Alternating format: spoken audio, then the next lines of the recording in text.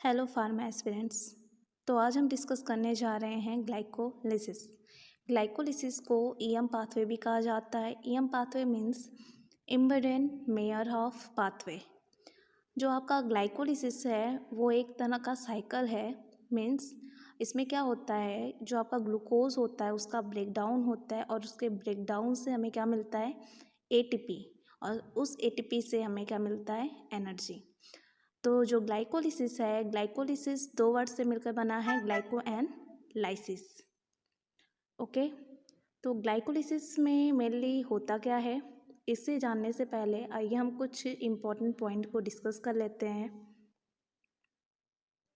अगर आपको कहीं पर एंजाइम काइनेज लिखा हुआ दिखाई दे रहा है तो उसका मतलब ये होगा कि वहाँ पर एटीपी या तो ऐड होगी या फिर वहाँ से एटीपी का रिमूवल होगा। अगर आपको कहीं पे एटीपी लिखा हुआ दिख रहा है, मीन्स उसका फुल फॉर्म पहले हम लोग जान लेते हैं कि एटीपी का फुल फॉर्म क्या है। ATP means adenosine triphosphate and ADP means adenosine diphosphate. जब आपके एटीपी से एक फॉस्फेट ग्रुप रिमूव हो जाता है तो आपका बन जाता है एडेनोसिन डाइफॉस्फेट। अगर आपको कहीं पे NADS दिखाई देगा आपके पूरे ग्लाइकोलिसिस साइकिल में, तो इसका मतलब है कि वहाँ पर आपके 3 एटीपी का फॉर्मेशन हो रहा है। मीन्स वहाँ पे आपके 3 मॉलिक्यूल्स ऑफ एटीपी वहाँ पे फॉर्म होंगे।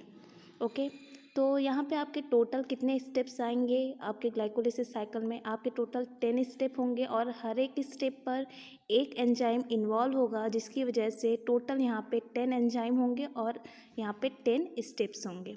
ओके, तो अब हम आ जाते हैं अपने ग्लाइकोलिसिस साइकिल पर। देखिए यहाँ पे क्या है कि जब ग्लूकोज से आपका पहले क्या बनेगा, ग्लूकोज 6 फॉस्फेट। ग्लूकोज 6 फॉस्फेट कैसे बना, तो इसमें सबसे पहले इन्वॉल्व कौन सा एंजाइम हुआ है, हेक्सोकाइनेज। मैंने पहले भी बताया था, अगर कहीं पे काइनेज वर्ड आ रहा है इसका मतलब है वहाँ पे या तो एटीपी आपकी ऐड होगी या फिर आपकी एटीपी रिमूव।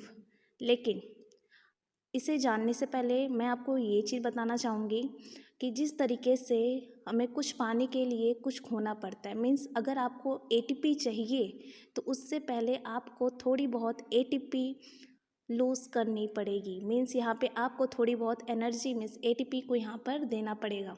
तो स्टार्टिंग में आपके 1 से लेकर के स्टेप 5 तक, आपके 1 से स्टेप 5 तक आपकी एटीपी यहाँ पर यूज़ होगी। मीन्स आपको यहाँ पे एटीपी का लॉस देखने को मिलेगा।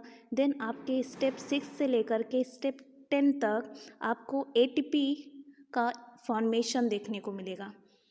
ओके, तो स्टार्ट करते हैं। देखिए क्या हुआ कि ग्लूकोज से आपका क्या बना, ग्लूकोज 6 फॉस्फेट। इसमें क्या होता है कि जो एंजाइम इन्वॉल्व हुई है हेक्सोकाइनेज, इस हेक्सोकाइनेज ने क्या किया, एक एटीपी का यूज़ किया और क्या बनाया, एडीपी। मीन्स मैंने पहले भी बोला कि अगर आपका एक फॉस्फेट ग्रुप रिमूव हो रहा है तो आपका क्या बन रहा है, एडीपी। और यही जो फॉस्फेट ग्रुप रिमूव हुआ है वो जा कर के आपके ग्लूकोज के 6 कार्बन पर जाके अटैच हो जाता है, जिसकी वजह से हमारा क्या बन जाता है, ग्लूकोज 6 फॉस्फेट। नेक्स्ट स्टेप में देखते हैं, ग्लूकोज 6 फॉस्फेट से हमारा क्या बना, फ्रक्टोज 6 फॉस्फेट। मैंने पहले भी बताया हुआ था कि ग्लूकोज और फ्रक्टोज जो होते हैं वो एक दूसरे के आइसोमर होते हैं। इनका जो मॉलिकुलर फॉर्मूला होता है वो सेम होता है, बस इसमें क्या होता है चेंजेस, इसमें सिर्फ जो फंक्शनल ग्रुप होता है वो थोड़ा सा डिफरेंट हो जाता है, जिसकी वजह से जो ग्लूकोज है एंड फ्रक्टोज है ये दोनों एक दूसरे के क्या हैं, आइसोमर है। तो क्या बना, ग्लूकोज 6 फॉस्फेट से हमारा बना फ्रक्टोज 6 फॉस्फेट। एंजाइम कौन सा इन्वॉल्व हुआ, फॉस्फोहेक्सोस आइसोमरेज। मैंने बोला था आइसोमर मीन्स आइसोमरेज, याद रखिएगा। ओके, नेक्स्ट पॉइंट पे देखते हैं हम, फ्रक्टोज 6 फॉस्फेट से हमारा क्या बना, फ्रक्टोज 1,6 फॉस्फेट। यहाँ पर भी एक एटीपी एडीपी में कन्वर्ट हुआ है, मीन्स यहाँ पे एक फॉस्फेट ग्रुप निकलेगा और आपका एडीपी बन जाएगा। एंजाइम कौन है इसमें इन्वॉल्व हुआ है, फॉस्फोफ्रक्टोकाइनेज फर्स्ट।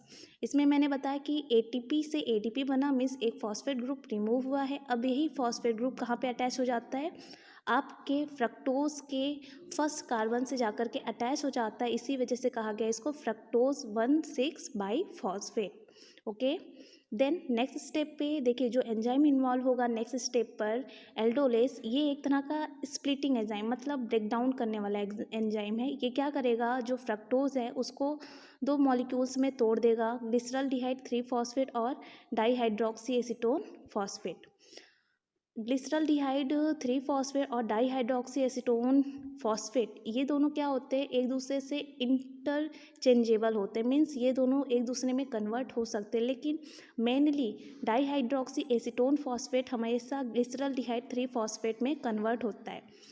तो और वो भी यहाँ पे एंजाइम कौन सा लगता है, ट्राइओस फॉस्फेट आइसोमरेज। मीन्स अगर डाईहाइड्रोक्सी एसीटोन फॉस्फेट को ग्लिसरल्डिहाइड 3 फॉस्फेट में कन्वर्ट कराना है तो यहाँ पे एंजाइम आपका लगेगा triose phosphate isomerase. Okay. Then next step पे आ जाते हैं, 6 स्टेप पे। देखिए क्या बना हमारा, जब डाईहाइड्रोक्सी एसीटोन फॉस्फेट से इंटरचेंज हुआ ग्लिसरल्डिहाइड 3 फॉस्फेट बना, तो फिर यहाँ पर ग्लिसरल्डिहाइड 3 फॉस्फेट से अब हमारा क्या बनेगा 1,3 बाई फॉस्फोग्लिसरेट। ओके। तो यहाँ पे क्या होगा कि जब ग्लिसरल्डिहाइड 3 फॉस्फेट से 1,3 बाई फॉस्फोग्लिसरेट बनेगा तो हमारा NAD हमारा कन्वर्ट होगा NADH। मैंने पहले ही बोला कि अगर कहीं पे आपको NADH लिखा हुआ दिख रहा है इसका मतलब ये होगा कि वहाँ पर आपके 3 ATP के मॉलिक्यूल्स जनरेट होंगे, और यहाँ पर आपको 2 NADH दिख रहा है, मीन्स यहाँ पे 2 NADH है, मीन्स आपको टोटल यहाँ पे 6 ATP जनरेट होंगे। और एंजाइम कौन सा इन्वॉल्व होगा, glyceraldehyde 3 phosphate. Okay. Then next step पर आ जाते हैं, 1,3 बाई फॉस्फोग्लिसरेट से हमारा बना क्या 3 फॉस्फोग्लिसरेट। मीन्स यहाँ पर एक फॉस्फेट ग्रुप जो है वो क्या हुआ है, रिमूव हुआ है, तभी जा कर के ADP से हमारा क्या बना है ATP। ADP से ATP बना, और यहाँ पे कितने ATP के मॉलिक्यूल्स बने 2, और एंजाइम की कौन सा इन्वॉल्व हुआ, फॉस्फोग्लिसरेट काइनेज। ओके। अब नेक्स्ट स्टेप पर आ जाते हैं, हमारे यहाँ पे देखो 3 फॉस्फोग्लिसरेट से हमारा क्या बना 2 फॉस्फोग्लिसरेट। इसमें क्या होता है कि जो फॉस्फोरस ग्रुप है वो सेकेंड पोजीशन पे आ जाता है कार्बन के, इसलिए यहाँ पे क्या हो जाता है 2 फॉस्फोग्लिसरेट। यहाँ पे कोई भी चीज़ रिमूव नहीं होता और ना ही यहाँ पे कुछ ऐड होता है। तो फॉस्फोग्लिसरेट म्यूटेज एंजाइम जो होता है वो यहाँ पे इन्वॉल्व होता है। ओके। अब देखिए यहाँ पे क्या है, 2 फॉस्फोग्लिसरेट से हमारा क्या बना फॉस्फोइनॉल पाइरुवेट, और यहाँ पे एंजाइम इन्वॉल्व होगा इनोलेस, और आपका वाटर का यहाँ पे होगा removal. Okay. Then phosphoenol pyruvate से बन जाता है हमारा लास्ट में पाइरुवेट, एंजाइम इन्वॉल्व होता है पाइरुवेट काइनेज, और टोटल हमारा 2 ADP से हमारे टोटल 2 ATP का फॉर्मेशन हो जाता है।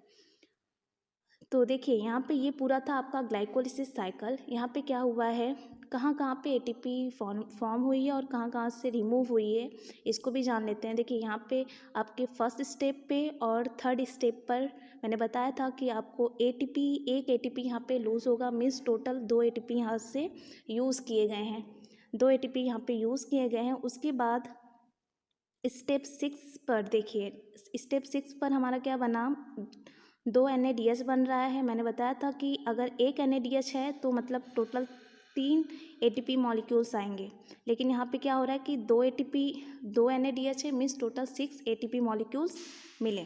ठीक, यहाँ पे आपके 6 ATP मॉलिक्यूल्स का जनरेशन हुआ। देन 7 स्टेप पर 2 ATP का फॉर्मेशन हुआ। उसके बाद 10th स्टेप पर 2 ATP, मीन्स टोटल हमारे यहाँ पे हुए 10 ATP फॉर्म। लेकिन 2 ATP हमारे पहले ही बोला कि 2 ATP यहाँ पे फर्स्ट और थर्ड स्टेप पर उनका लॉस हो रहा है, मीन्स वहाँ पे यूज़ किए जा रहे हैं। तो टोटल 10 में से हम -2 करेंगे तो टोटल हमें ग्लाइकोलिसिस साइकिल से 8 ATP मिल जाती है। ओके। आई होप आपको ये साइकिल अच्छे से समझ आ गया होगा। Thank you so much.